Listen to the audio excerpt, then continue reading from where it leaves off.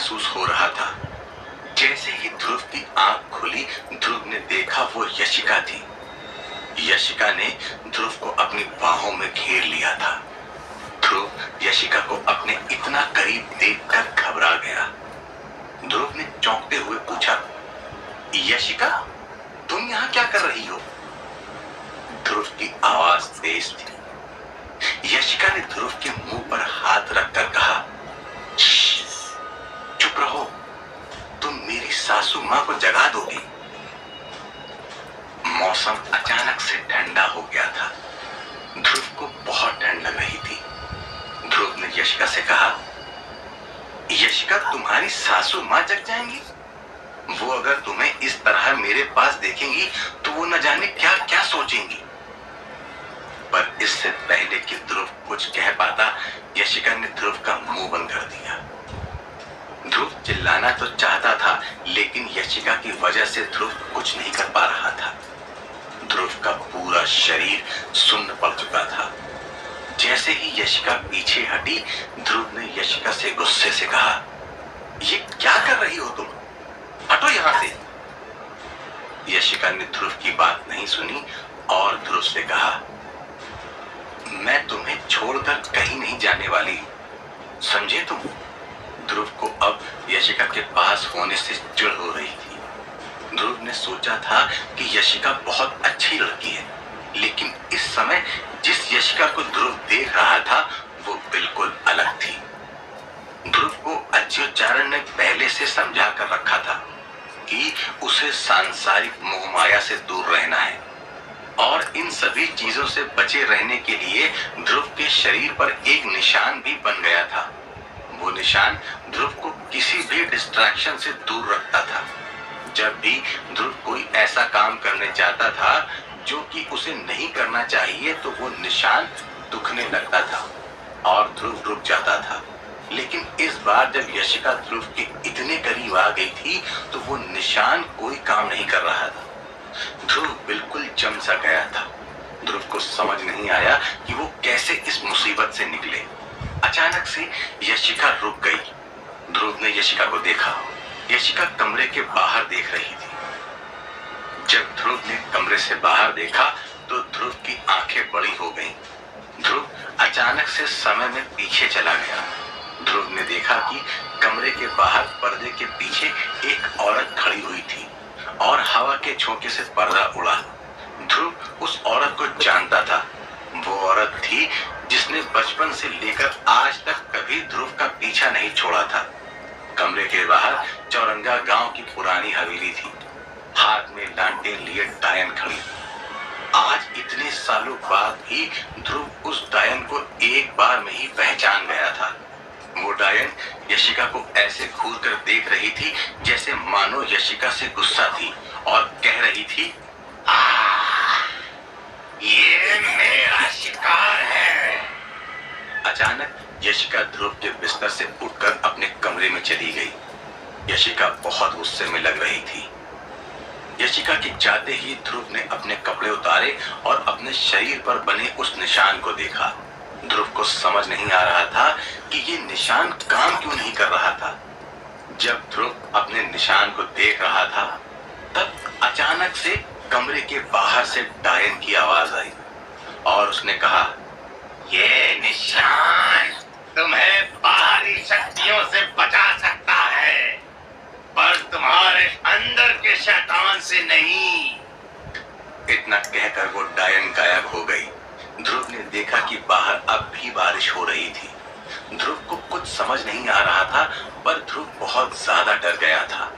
ध्रुव वापस अपने बिस्तर पर लेट गया और छत को घूरता रहा। ध्रुव को ऐसा लगा मानो ये सब सिर्फ एक भ्रम हो। देखते ही देखते ध्रुव को नींद आ गई। अगली सुबह जब ध्रुव की आंखें खुली तो ध्रुव का सर बहुत दुख रहा था। ध्रुव को सब कुछ बहुत अजीब सा लग रहा था और उसे लग रहा था कि जो कुछ हुआ वो सिर्फ ध्रुव का वहम था। ध्रुव उठकर बाहर गया। मौसम साफ था। आसमान में एक भी बादल नहीं था। ध्रुव यशिका के कमरे में गया और ध्रुव ने धीरे से नॉक किया और कहा, यशिका, सुबह हो चुकी है, अब मुझे चलना चाहिए। लेकिन यशिका ने कोई जवाब नहीं दिया। थोड़ी देर तक ध्रुव नॉक करता रहा, लेकिन कोई जवाब नहीं आया। ध्रुव को लगा कि शायद रात में जो कुछ हुआ उसके बाद यशिका ध्रुव से नजरें नहीं मिला सकती और इसलिए वो छुप कर बैठी थी। ध्रुव ने कमरे में जाने का फैसला किया। ध्रुव ने दरवाजा खोला और सीधे कमरे में चला गया। पर कमरे में जाते ही ध्रुव को दिखा कि यशिका सिकुड़ कर सो रही थी। ध्रुव ने जाकर यशिका के सर पर हाथ रखा। यशिका का शरीर बहुत गर्म हो रहा था और उसे तेज बुखार था। ध्रुव के छूने से यशिका उठ गई और ध्रुव ने यशिका से कहा, यशिका तुम्हारी तबीयत बहुत खराब है, हमें हॉस्पिटल जाना होगा, चलो। यशिका ने कहा, नहीं मैं नहीं जा सकती ध्रुव, मुझे कहीं नहीं जाना। ध्रुव ने यशिका से कहा, लेकिन तुम हॉस्पिटल नहीं गई तो और बीमार हो जाओगी, हमें जाना ही होगा। यशिका ने ध्रुव से कहा, हमें जाने की कोई जरूरत नहीं है। गांव के दूसरे सिरे पर आखिरी मकान में निर्मला काकी रहती हैं। तुम जाओ और उनसे दवाई ले आओ। निर्मला काकी गांव में इकलौती डॉक्टर थी। छोटी मोटी बीमारियों के लिए गांव वाले निर्मला काकी से दवाई ले लिया करते थे।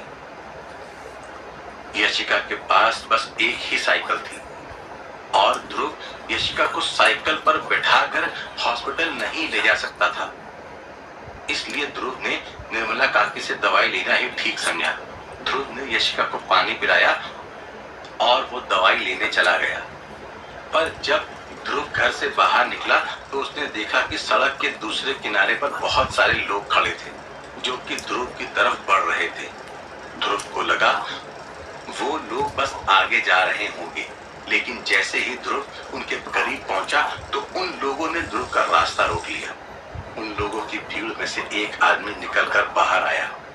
उस आदमी ने पहले यशिका के घर की तरफ देखा जहां से ध्रुव निकलकर आया था और फिर उस आदमी ने ध्रुव को घूर कर देखा और भारी सी आवाज में पूछा, तुम्हें यहाँ पहले कभी नहीं देखा, तुम हमारे गांव के नहीं लगते, कौन हो तुम और यहाँ क्या कर रहे हो? उस आदमी की आवाज में गुस्सा था। यशिका के घर से एक अनजान आदमी को निकलता हुआ देखकर गांव वालों का पूछताछ करना और बातें बनाना बहुत आम था। ध्रुव जानता था कि अगर ध्रुव ने उन लोगों को सच बता दिया तो इस गांव से नहीं जा सकता, बेवजह बवाल हो सकता है। क्योंकि यशिका एक विधवा थी, इसलिए ध्रुव ने सोच समझकर जवाब दिया और कहा, मैं यशिका का चचेरा भाई हूँ, बस उससे मिलने आया था। उस आदमी को ध्रुव की बात पर यकीन नहीं हुआ। उस आदमी ने ध्रुव से कहा, अच्छा तो इतना जल्दी से कहां भागे जा रहे हो? ध्रुव ने कहा, दरअसल मेरी बहन की तबीयत खराब है, वो कल बारिश से भीग गई थी। उसने मुझे निर्मला काकी से दवाई लाने के लिए भेजा है, तो मैं वहीं जा रहा था। प्लीज मुझे अभी जाने दीजिए, वरना यशिका की तबीयत और खराब हो जाएगी। उस आदमी ने ध्रुव की बात सुनकर पहले तो आसपास वाले लोगों को देखा और कहा, अच्छा ठीक है, जाओ अपनी बहन का अच्छे से ख्याल रखो। ध्रुव आगे बढ़ गया था, लेकिन वो भीड़ में खड़े लोग अब भी ध्रुव और यशिका के बारे में उल्टी सीधी बातें कर रहे थे। ध्रुव ने अपनी मुट्ठी कस ली और उन लोगों की बातें इग्नोर करते हुए ध्रुव निर्मला काकी के घर चला गया। निर्मला काकी का घर ढूंढना मुश्किल नहीं था, क्योंकि उनका घर गांव का आखिरी घर था। ध्रुव ने घर का दरवाजा खुला देखा तो ध्रुव सीधे अंदर चला गया। अंदर एक बूढ़ी औरत बैठी थी। ध्रुव ने उस औरत से पूछा, आप ही निर्मला काकी हैं क्या? उस औरत ने कहा, हाँ, तुम कौन हो? ध्रुव ने निर्मला काकी से कहा, मैं ध्रुव हूँ, मेरी बहन यशिका बीमार है और उसने मुझे आपके पास दवाई लेने भेजा है। निर्मला काकी ने ध्रुव से पूछा, यशिका बीमार कैसे हुई, क्या हुआ उसे बताओ जरा। ध्रुव ने कहा, दरअसल कल गांव वापस लौटते समय बारिश हो गई थी और यशिका उस बारिश में भीग गई, इसलिए उसकी तबीयत खराब हो गई। उसका बदन गर्म हो रहा है और वो बहुत कमजोर हो गई है। निर्मला काकी ने कहा, बारिश में भीगने से और बीमारियां हो सकती हैं। चलो मैं तुम्हारे साथ चलती हूँ और यशिका को खुद देखती हूँ। ध्रुव निर्मला काकी के साथ घर लौट आया।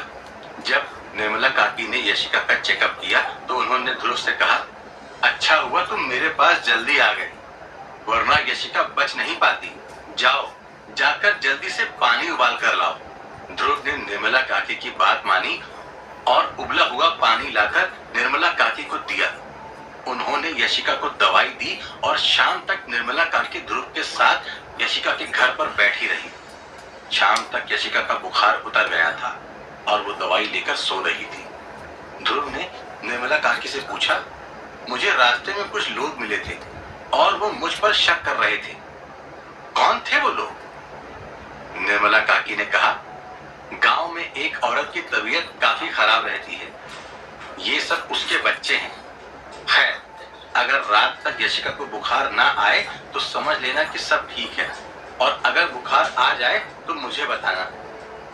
ध्रुव ऐसी हालत में यशिका को छोड़कर नहीं जा सकता था, इसलिए ध्रुव उस रात भी यशिका के घर पर रुका। अगले दिन तक यशिका की तबीयत ठीक हो गई थी और ध्रुव ने भी जाने की तैयारी कर ली थी। जब ध्रुव जाने लगा तो यशिका ने ध्रुव से पूछा, तुम्हें सच में जाना होगा क्या ध्रुव? ध्रुव ने कहा, हाँ, मुझे अब जाना ही होगा। मुझे 2 दिन पहले ही घर पहुंच जाना चाहिए था, लेकिन मैं फंस गया और अब 2 दिन से मेरे दादाजी से मेरा कोई कांटेक्ट नहीं हो पाया है, इसलिए अब मुझे जाना ही होगा। यशिका ने ध्रुव की बात मान ली और ध्रुव को रोकने की कोशिश नहीं की। यशिका ध्रुव को छोड़ने बाहर तक आई। ध्रुव ने उस समय यशिका से कहा, मैंने गांव वालों से कहा है कि तुम मेरी बहन हो, ये लो मेरा नंबर, अगर तुम्हें किसी भी चीज की जरूरत हो तो मुझे बताना। यशिका को नंबर देकर ध्रुव वहां से निकल गया। गांव जाते समय लोगों ने ध्रुव को लिफ्ट ऑफर की, लेकिन ध्रुव बटुक चाचा वाले हादसे के बाद से लिफ्ट लेना छोड़ चुका था और वो पैदल ही गांव तक पहुंच गया। गांव में अपने घर जाने पर ध्रुव ने देखा कि घर पर ताला है। ध्रुव के दादाजी और ममता वहां नहीं थे। ध्रुव काफी थक चुका था। उसने सोचा था कि वो घर जाकर आराम से अपने दादा को सब बताएगा और आराम करेगा, लेकिन यहाँ तो कुछ और ही हो रहा था। घर पर ताला लगा हुआ था, इसका मतलब था कि ममता और अच्युतचारण दोनों ही घर से दूर गए हैं, वरना आसपास जाने के लिए कोई ताला नहीं लगाता था। तभी घर के पास से कोई गुजरा जिसने ध्रुव को देखा और पूछा, अरे तुम तो ध्रुव हो ना? ध्रुव ने कहा, हाँ, क्या आप बता सकते हैं मेरे दादाजी कहाँ गए हैं? उस आदमी ने कहा, हाँ, तुम्हारे दादाजी एक शादी में गए हैं। ध्रुव ने अपने दादाजी का इंतजार किया। शाम को दादाजी वापस लौट आए। ध्रुव को देखकर अच्युतचारण बहुत गुस्सा हो रहे थे और उनका गुस्सा होना भी जायज था। ध्रुव ने देखा अब उसके दादाजी के पैर भी ठीक से काम नहीं करते, उन्हें सहारा लेकर चलना पड़ता था। ध्रुव ने पहले जाकर अच्युतचारण के पैर छुए और ममता से खाना बनाने के लिए कहा। ध्रुव ने हाथ मुंह धोकर अपने दादा को सब कुछ बताया कि कैसे ध्रुव विभाषा गांव में फंस गया था। ध्रुव अपने दादाजी को इस तरह नाराज नहीं देख सकता था, इसलिए ध्रुव ने सबसे पहले अपने दादा को अपनी सफाई दी, लेकिन अच्युतचारण का चेहरा पूरी बात सुनने के बाद काला पड़ गया था। ध्रुव ने अपने दादा को इतनी चिंता में देखकर पूछा, क्या हुआ दादाजी? आप अब भी मुझसे गुस्सा हैं क्या? अच्युतचारण ने ध्रुव से पूछा, ये विभाषा गांव वही गांव है ना जिसे कल्की वन के नाम से भी जाना जाता है? ध्रुव ने कहा, हाँ दादाजी, वही गांव है। क्यों, क्या हुआ? अच्युतचारण ने ध्रुव से कहा, तुम कह रहे हो कि तुम 2 दिन से उस गांव में रह रहे थे, लेकिन उस गांव में तो कोई रहता ही नहीं है। बहुत टाइम पहले ही वो गांव जलकर राख हो चुका था ध्रुव। ये बात सुनकर ध्रुव भी चौंक गया था। आखिर कहाँ था ध्रुव 2 दिन से? कहीं ये सब डायन ने तो नहीं किया? जानने के लिए सुनते रहिए ऐ श्री तू कल आना।